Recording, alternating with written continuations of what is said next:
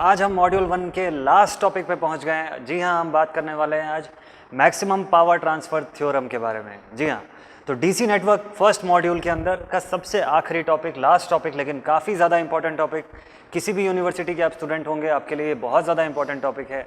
और इसी के साथ साथ मैं ये भी रिकमेंड करूँगा कि जो स्टूडेंट्स इससे पहले थेवेनिन्स थ्योरम क्लियर नहीं किए हुए हैं, जिनको थेवेनिन्स थ्योरम नहीं आता है या नहीं पढ़ पाए ठीक से, वो हमारे प्रीवियस वीडियोस को देख लें, क्योंकि मैक्सिमम पावर ट्रांसफ़र थ्योरम पढ़ने के लिए आपको थेवेनिन्स थ्योरम के बेसिक्स आने चाहिए, थेवेनिन्स थ्योरम के बेसिक कैलकुलेशंस करने आने चाहिए। तो आइए आज स्टार्ट करते हैं maximum power transfer theorem.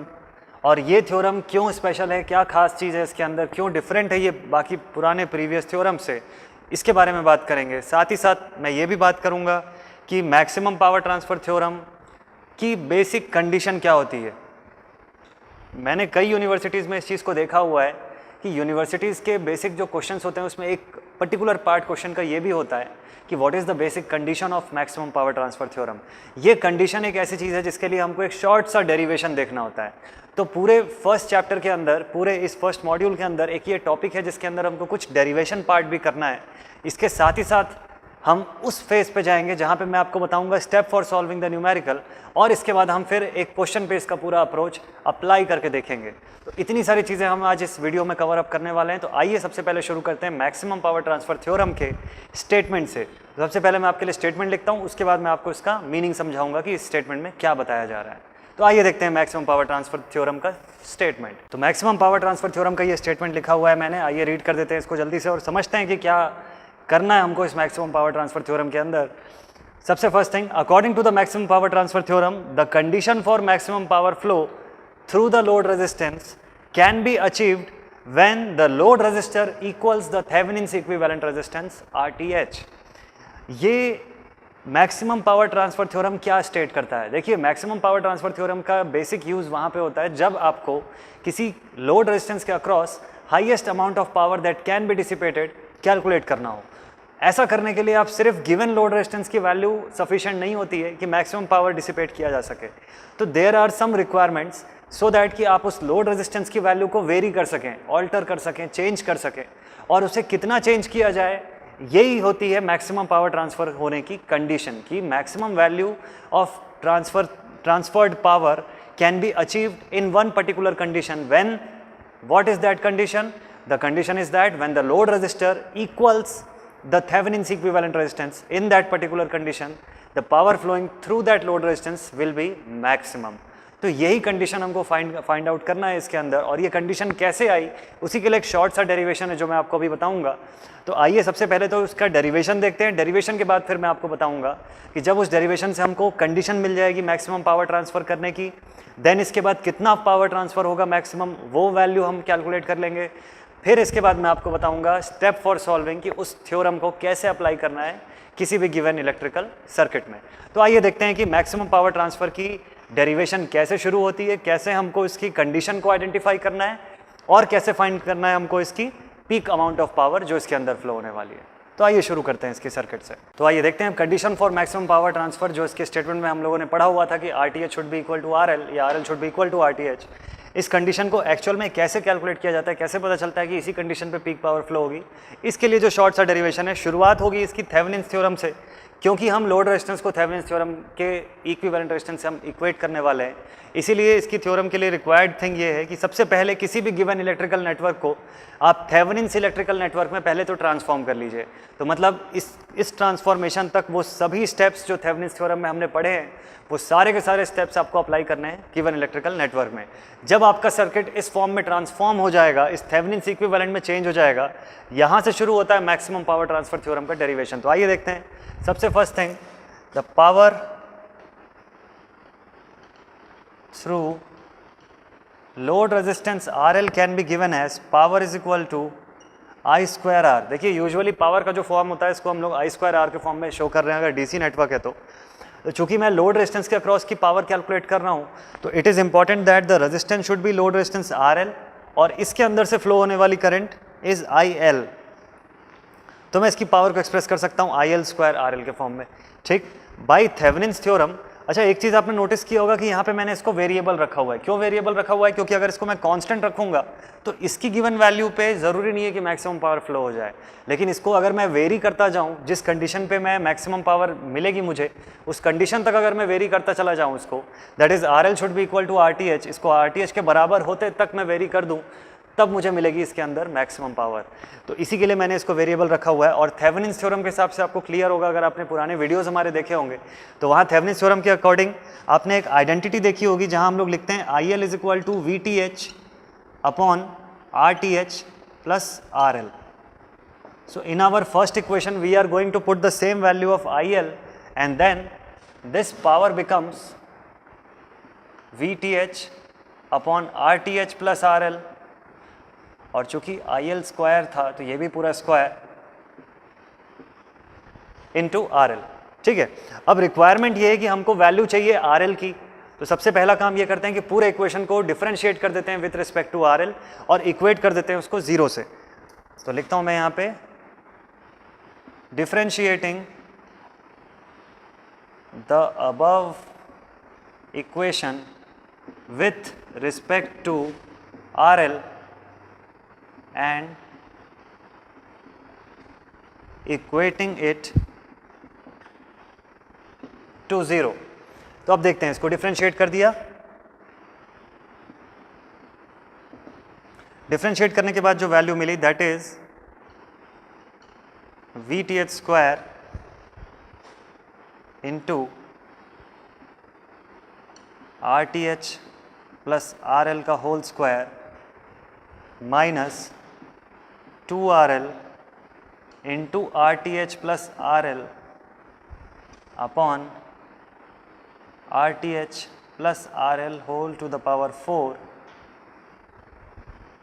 And then equating it to 0। अब इसे 0 से इक्वेट कर दिया। ठीक है, तो P बाई Q के फॉर्म में आपने इसको डिफरेंशिएट कर लिया। डिफरेंशिएट करने के बाद ये वैल्यूज़ मिली, करना कुछ नहीं है, आपको एक्सपैंड कर देना है। इसे एक्सपैंड कर दीजिए A plus B whole square के फॉर्म में। VTH स्क्वायर को आपने उस साइड भेजा, वो 0 हो गया इंटायरली। इस लोअर सेक्शन पे जो वैल्यू मिली हमको डिनोमिनेटर में, इसको सेंड कर दीजिए उधर, ये भी पूरा 0। सेक्शन के अंदर आपके पास क्या बचा? आपके पास वैल्यू आ गई RTH square minus RL square equals to 0, therefore RL is equal to RTH. So now this is the required condition, this is the required condition for maximum power flow। यानी अगर आपने गिवन सर्किट के load resistance को Thevenin's resistance के बराबर कर दिया तो उस कंडीशन में peak amount of power flow होगी। तो अब आपके माइंड में क्वेश्चन आना चाहिए कि कितनी होती है पीक अमाउंट ऑफ पावर, कितनी पावर फ्लो होगी? तो वो peak amount of power calculate करने के लिए आपको यही सेम आइडेंटिटी पुट करना होगा अपने इस इक्वेशन के अंदर या इस सेकंड इक्वेशन के अंदर। इस सेकंड इक्वेशन के अंदर पुट कर देते हैं, क्योंकि यहीं से हमने शुरू किया था पी मैक्स की कंडीशन को डिराइव करना, तो यहीं पुट कर देते हैं RL की जगह पे RTH। So now putting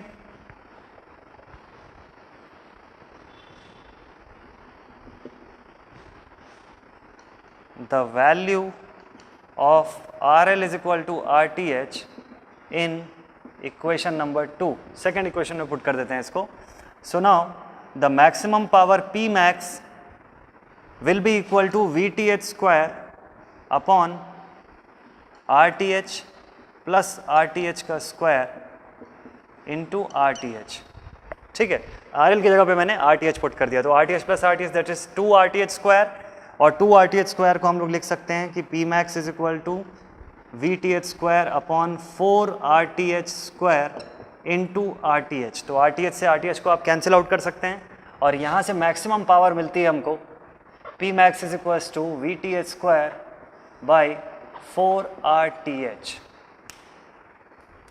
So now this is the condition for maximum power flow. This was the condition for maximum power flow and this is the value of maximum power that can flow through the load resistance, जिसे हम calculate करना चाहते हैं। तो ये होता है पूरा डेरिवेशन। आपके लिए इंपॉर्टेंट इस चीज़ के लिए कि एग्जाम के पॉइंट ऑफ व्यू से हाफ पोर्शन जो होता है न्यूमेरिकल्स के जनरली उसमें कंडीशन पूछा जाता है, डेरिवेशन पूछा जाता है, और बाकी हाफ जो होता है दैट इज़ अ न्यूमेरिकल। तो हम डायरेक्टली आएंगे न्यूमेरिकल पे, क्योंकि इसके न्यूमेरिकल पे पूरे के पूरे वही सारे स्टेप्स अप्लाई करने हैं जो थेवेनिन थ्योरम में अप्लाई करने थे। तो अलग से हमको कोई स्टेप फॉर सॉल्विंग लिखने की जरूरत नहीं है इस पे, डायरेक्टली हम आते हैं सीधे सीधे क्वेश्चन पे। अगर आपने पिछला वीडियो देखा होगा तो थेवेनिन थ्योरम के सभी स्टेप्स आपको रिफर करने हैं। सो थेवेनिन्स इक्विवेलेंट सर्किट तक आपको पूरा न्यूमेरिकल बिल्कुल सेम टू सेम वैसे ही बनाना है, वही सारे स्टेप्स फॉलो करने हैं। उसके बाद सिर्फ ये दो कंडीशन आपके लिए इंपॉर्टेंट होगी अगर आप क्वेश्चन के पॉइंट ऑफ व्यू से बात करें तो, RL is equal to RTH की condition and the calculation of P max by using this identity. Apart from that this whole section is just a derivation that is only important for taking the condition of maximum power flow. तो आइए देखते हैं कि question पे कैसे apply करना है इस थ्योरम को, और सीधे सीधे मैं लेके चलता हूं आपको इसके न्यूमेरिकल पे। आइए सॉल्व करते हैं इसके न्यूमेरिकल। तो मैक्सिमम पावर ट्रांसफर थ्योरम का ये क्वेश्चन आपके सामने बोर्ड पे लिखा हुआ है और इस पे हम अप्लाई करेंगे मैक्सिमम पावर ट्रांसफर के सारे स्टेप्स, जो कि पूरे के पूरे इंटायरली थेवेनिन थ्योरम के स्टेप्स हैं। सबसे पहला काम तो ये है कि इस क्वेश्चन को मैं रीड कर लेता हूँ आपके लिए, और आप समझिए कि इस क्वेश्चन में हमको फाइंड आउट क्या करना है, फिर मैं आपको बताऊंगा ग्रेजुअली कि कैसे हम इस पे अप्रोच करेंगे। तो सबसे पहले क्वेश्चन है, in the given network find the value of RL, load resistance की वैल्यू पूछा हुआ है इस क्वेश्चन में, विच will absorb the maximum power from the source, also find the maximum power. Question में ये पूछा हुआ है कि बताइए कि RL की वैल्यू कितना रखा जाए so that maximum power flow होना चाहिए सर्किट। तो जैसा कि अभी जस्ट हम लोगों ने डेरिवेशन में देखा कि मैक्सिमम पावर फ्लो होने की एक ही कंडीशन होती है, that is RL should be equal to RTH। तो अगर इस सर्किट में आपने RTH निकाल लिया तो पता चल जाएगा कि जो RTH है वही होना चाहिए RL, उतना ही RL जब रखा जाएगा, in that condition only maximum power will be transfer through the load. तो मैक्सिमम पावर ट्रांसफर होने के लिए लोड रेजिस्टेंस की value should be equal to RTH, यानी इस पोर्शन से अगर मैं RTH निकाल लूँ तो मेरे पास आंसर आ जाएगा फर्स्ट पार्ट का। सेकंड पार्ट में क्या करना है, मैक्सिमम पावर की वैल्यू भी निकालनी है। तो उसका फॉर्मूला क्या होता है क्विकली याद कर लीजिए, P max is equal to VTH square upon 4 RTH। तो VTH स्क्वायर अपॉन 4 RTH के लिए आपको पहले VTH भी चाहिए और RTH भी चाहिए, तो मतलब वो सारा कुछ करना है जो थेवेनिन थ्योरम में किया करते थे। तो एक काम करते हैं, ग्रेजुअली थेवेनिन थ्योरम के सभी स्टेप्स इस पे अप्लाई कर देते हैं। देखिए लोड रेजिस्टेंस की वैल्यू इस क्वेश्चन में दिया नहीं हुआ है और वो चाहिए भी नहीं हमको। क्यों नहीं चाहिए, क्योंकि लोड रेजिस्टेंस की कहाँ जरूरत पड़ती है। देखिए RTH निकालने के लिए लोड रेजिस्टेंस को रिमूव कर देते थे हम लोग, VTH निकालने के लिए भी लोड रेजिस्टेंस को रिमूव कर देते थे। तो जरूरत कब पड़ती थी, जब IL निकालना होता था। इस क्वेश्चन में IL नहीं निकालना है आपको, ठीक है। तो आइए शुरू करते हैं थेवेनिन थ्योरम के अकॉर्डिंग। तो सोल्यूशन लिखना शुरू करते हैं। सबसे पहला चीज RL की वैल्यू है अननोन, ये हमको फाइंड करना है मैक्सिमम पावर की कंडीशन के लिए, ठीक है। देन नेक्स्ट स्टेप, एक काम करते हैं, जैसा हम लोग थेवेनिन थ्योरम में किया करते थे जिस सीक्वेंस में, वही सीक्वेंस यहाँ पे भी फॉलो कर लेते हैं। So now for calculation of VTH removing the load resistance RL। अब लोड रेजिस्टेंस को हटाते हैं क्योंकि हमको VTH कैलकुलेट करना है। नया सर्किट में ड्रॉ कर देता हूँ, देखते हैं इसमें कैसा दिखना चाहिए ये नया सर्किट। सबसे पहले 5 एम्पियर का सोर्स एज इट इज़ अपनी प्लेस पे रहेगा। देन इसके बाद we are having this 2 ohm source again at its place. Load resistance को रिमूव कर दिया तो यहाँ पे जो वोल्टेज मिलेगा हमको, this voltage should be VTH between these 2 points A and B। Then इसके बाद द एलिमेंट इज 5 ओम, इस सेक्शन का resistance is 5 ohm, and then another element of 10 ohm and a voltage source of 24 volts। ये आ गया हमारे पास नया circuit. तो VTH के लिए हम लोग क्या क्या करते थे एक बार आप क्विकली याद कर लीजिए, या पिछले वीडियो को आप रेफर कर सकते हैं। तो यहाँ पे अब हमको आइडेंटिफाई करना है नंबर ऑफ मैश, देन इसके बाद मैश एनालिसिस करना है और VTH यानी voltage between A and B find करना है। तो यहाँ पे सबसे पहले मैं मैश आइडेंटिफाई कर लेता हूँ। There are only 2 meshes which I can write them as I1 and I2। ये section being a open circuit section, यहाँ कोई मैश नहीं बनता है, बस I1 और I2 दो मैश करंट मैंने असाइन कर दिया दोनों मैशेस को। इनकी वैल्यू फाइंड आउट करनी है और I1 के लिए आपको कुछ भी नहीं फाइंड करना है क्योंकि I1 डायरेक्टली दिया हुआ है आपको 5 एम्पियर। डायरेक्शन देखा, सेम डायरेक्शन में करंट सोर्स से निकलने वाली करंट, इसलिए लिख दिया I1 is equal to 5 ampere. तो सिर्फ एक ही मैश है जिसको सॉल्व करना है, तो लिख देते हैं applying KVL in mesh number 2, second mesh पे। सेकेंड मैश की इक्वेशन बना लेते हैं, 10 and 5 15, so this should be -15 I2 is equal to -24, equal to के उस साइड भेजा तो +24। यहीं से I2 की वैल्यू कैलकुलेट कर लेते हैं। I2 is equal to -24 divided by 15 तो I2 की वैल्यू क्या मिल गई हमको यहाँ से, I2 की वैल्यू मिल गई -1.6 एम्पियर्स। तो अब आप देख सकते हैं यहाँ पे हमारे पास I1 की वैल्यू भी आ गई है 5 एम्पियर, I2 की वैल्यू आ गई है -1.6 एम्पियर्स। तो अब करना क्या है, A से B तक का शॉर्टेस्ट पाथ जो है उसको वोल्टेज सोर्स में कन्वर्ट करना है। तो एक काम करते हैं, VTH की सर्किट पहले ड्रॉ कर लेते हैं। VTH के सर्किट में ऐसा कुछ दिखना चाहिए A और B के अक्रॉस। मैंने यहाँ VTH का इक्विवेलेंट एक ड्रॉ कर लिया, साइन कन्वेंशन अपने अकॉर्डिंग मैंने पुट किया हुआ है। आप इसका उल्टा भी ले सकते हैं, this is point A, this is point B। शुरू करते हैं एनालिसिस करना। सबसे पहला एलिमेंट मेरे पास 2 ओम का है, 2 ओम रेजिस्टेंस के अंदर से एक ही करंट जा रही है, दैट इज I1 करंट। तो अगर मुझे इसको वोल्टेज सोर्स में कन्वर्ट करना है, तो ये सोर्स तो है नहीं पहली बात, this is a voltage drop. तो अगर वोल्टेज ड्रॉप है तो करंट की डायरेक्शन के अकॉर्डिंग आप देख सकते हैं I1 करंट जिस पॉइंट पे एंटर कर रही है, I will represent that point as positive, और जहाँ से ये लीव करती है दिस पॉइंट एज नेगेटिव। इसी को देखते हुए मैं यहाँ पे ड्रॉ कर लेता हूँ। So it will look like, यहाँ पॉजिटिव और यहाँ नेगेटिव मैंने ड्रॉ कर लिया। और वैल्यू कैलकुलेट करने के लिए 2 into I1 should be voltage, V is equal to I into R। तो 2 इंटू 5 दैट इज 10। तो यहाँ की वोल्टेज यानी यहाँ की पोटेंशियल मिल गई मुझे 10 वोल्ट्स। सर्किट को वैसे ही कंटिन्यू करते हुए चलते हैं नेक्स्ट एलिमेंट पे, दैट इज 5 ओम एलिमेंट। तो चलते हैं यहाँ से आगे, इस सेक्शन में पहुँचते हैं। इसके बाद देखिए 5 ओम एलिमेंट के अंदर जाने वाली करंट इज I2, कोई इसके अलावा कोई दूसरी करंट नहीं जा रही है। तो I2 किस पॉइंट पे एंटर कर रही है, जिस पॉइंट पे एंटर कर रही है that point should be on a higher potential. तो ड्रॉ कर लेते हैं वैसे ही, इस पॉइंट पे मैंने हायर पोटेंशियल ड्रॉ कर दिया, जहाँ से करंट लीव कर रही है उस पॉइंट पे लोअर पोटेंशियल, इसके अकॉर्डिंग ड्रॉ कर लेते हैं। तो this is on higher potential, this section is on lower potential and we have completed this circuit. तो अब देखिए I2 इंटू 5 को मल्टीप्लाई करना है हमको I2 से, सो दैट उस सेक्शन की वोल्टेज मिल जाए। तो देखते हैं कितना वोल्ट मिलता है वहाँ पे। So now -1.6 into 5, so that is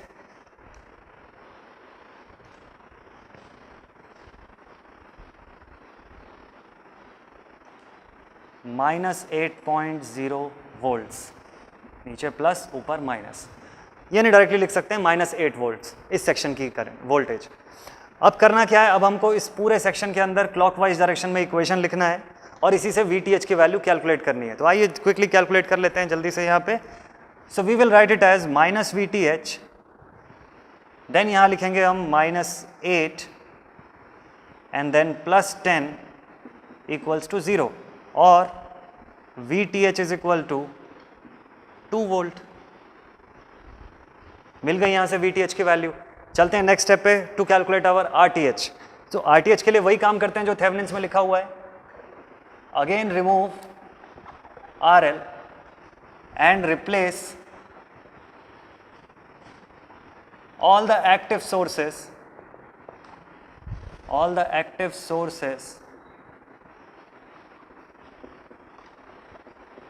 by their internal resistance,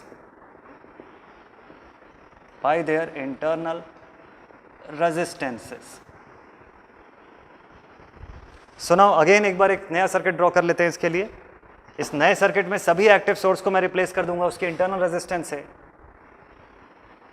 and I will also remove the load resistor. So now removing the load resistance, these are the 2 open points, point A and B. Apart from that we are having 2 more resistances, one of 5 ohm and another of 10 ohm, और यहाँ एक voltage source था जिसको कि मैंने short कर दिया है। So now this is our new circuit and we are to calculate the value of RTH for these 2 points। और ध्यान रखिएगा क्वेश्चन में हमको RL की वैल्यू जो पूछा हुआ है, so for the condition of maximum power जो RTH होगा वही होना चाहिए RL। तो RTH जैसे ही आप निकाल लेंगे आपका एक पार्ट सॉल्व हो जाएगा क्वेश्चन का। तो देखते हैं क्या होनी चाहिए इसकी value. Now we can easily see that 10 is in parallel with 5 and their combination will be in series with 2। तो 10 इंटू 5 अपॉन 10 प्लस 5 यानी 50 अपॉन 15, इसको सॉल्व कर लेंगे, जो आंसर आएगा that will be in series with 2। So I will write it as RTH is equal to 5.33 ohms। 10 और 5 parallel कर दिया 3.33 और सीरीज कर दिया इसको 2 के साथ, तो दैट इज 5.33। ठीक है, तो now we are having RTH, we are having VTH, and question में हमसे ये पूछा हुआ है कि find the value of RL which will absorb the maximum power. तो इसका आंसर पहले क्विकली कर देते हैं। पहले फर्स्ट पार्ट का आंसर कर देते हैं। RL should be equal to RTH, that is equal to 5.33 ohms for maximum power flow. यानी सर्किट में मैक्सिमम पावर फ्लो कराने के लिए RL की वैल्यू को RTH के बराबर होना चाहिए, यानी RL should be equal to 5.33 ohm। So this is our first answer. अब सेकंड पार्ट में ये पूछा हुआ है कि now also calculate the value of P max। तो P max का फॉर्मूला क्या है? तो सेकंड पार्ट में पूछा हुआ है P max, इसके डेरिवेशन में अभी अभी हम लोगों ने देखा हुआ है, इसका फॉर्मूला होता है VTH² अपॉन 4RTH। सभी वैल्यू अवेलेबल है, VTH भी पुट कर देते हैं 2 वोल्ट, RTH की जगह पुट कर देते हैं 5.33 ohms। And now the value of P max is equal to VTH यानी 2 divided by 4 into 5.33। So now we get P max is equals to 0.187 watts. This will be our final answer. यही required value है maximum power की जो हमसे इस question में पूछा हुआ था। तो ये पर्टिकुलर पूरा सीक्वेंस है, आपने देखा होगा अभी कि हम लोगों ने किया कुछ भी नहीं, बस सिर्फ और सिर्फ थेवेनिन्स थ्योरम अप्लाई किया है। मैंने प्रॉपर सीक्वेंस में थेवेनिन्स थ्योरम अप्लाई किया है, ऑटोमेटिकली उसी के साथ मैक्सिमम पावर कंडीशन के हिसाब से RL की वैल्यू भी निकल के आ गई यहाँ से, और P max का जो डेरिवेशन हम लोगों ने किया था उसके फॉर्मूले के अंदर आपने वैल्यू पुट कर दिया, तो वहीं से आपके पास 0.187 वॉट्स की पावर की वैल्यू भी कैलकुलेट होके आ गई। So this was all about the maximum power transfer theorem. ऐसे अप्लाई करना है हमको मैक्सिमम पावर ट्रांसफर थ्योरम को। ज़्यादा से ज़्यादा आप न्यूमेरिकल इसके प्रैक्टिस कीजिएगा, ज़्यादा ईजिली आपको इसके कंसेप्ट्स और अच्छे से समझ में आते जाएंगे। अगर और डाउट्स आते हैं आपको, अलग अलग टाइप के क्वेश्चंस अगर आपको ऐसे लगते हैं कि आपसे कुछ नहीं भी बन रहे हैं या कुछ और सजेशन आप चाहते हैं, तो आप वीडियो के नीचे आप कमेंट कर सकते हैं, क्वेश्चंस पूछ सकते हैं मुझसे। इसी के साथ मेरे साथ आप और आगे बने रहिएगा, क्योंकि अब ये हमारा मॉड्यूल 1 कंप्लीट होता है आज, और अब इसके बाद हम जाएंगे सेकंड मॉड्यूल पे, जहां मैं आपसे बात करूंगा सिंगल फेज AC के बारे में। सो नेक्स्ट वीडियो में मिलते हैं हम, और इसके बारे में बात करेंगे, सिंगल फेज AC के बारे में। स्टार्ट करेंगे हमारा नया मॉड्यूल, मॉड्यूल 2, और उसमें हम सिंगल फेज AC के कुछ बेसिक्स पे डील करेंगे और जाएंगे उसके अलग अलग टाइप के न्यूमेरिकल्स में। सो आई होप कि आपको ये मैक्सिमम पावर ट्रांसफर थ्योरम के कंसेप्ट समझ में आए होंगे, कुछ बेसिक डाउट्स आपके भी इसके साथ क्लियर हुए होंगे, और इसी के साथ हमारे साथ बने रहने के लिए, गेट एकेडमी के साथ बने रहने के लिए थैंक यू वेरी मच। फिर मिलेंगे हम लोग, थैंक यू।